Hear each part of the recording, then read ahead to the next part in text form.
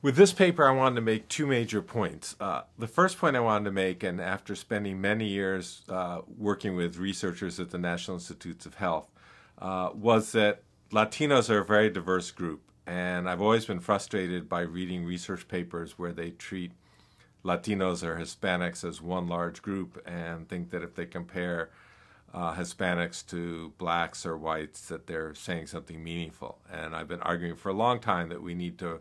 disaggregate the Hispanic groups and look at Mexicans separate from Puerto Ricans, separate from Cubans, et cetera, and really compare the groups. I think one of the surprises in this paper, or one of the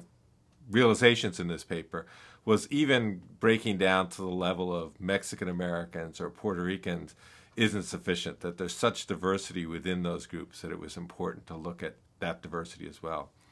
And the second key point was I've had a long-term interest in acculturation and been frustrated by acculturation scales that tend to reduce this very complex and important process to a couple of questions, usually about language, maybe about food or media. And in the National Latino Mental Health Study that this paper came out of,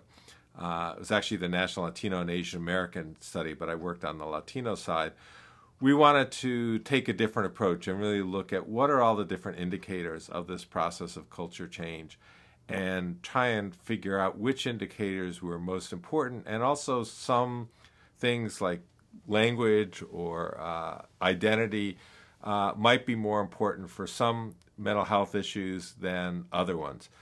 So we really took a multivariable approach and looked at a range of social indicators of culture change, still recognizing that even these variables were just markers for this much more complex process that needed to be studied in more detail.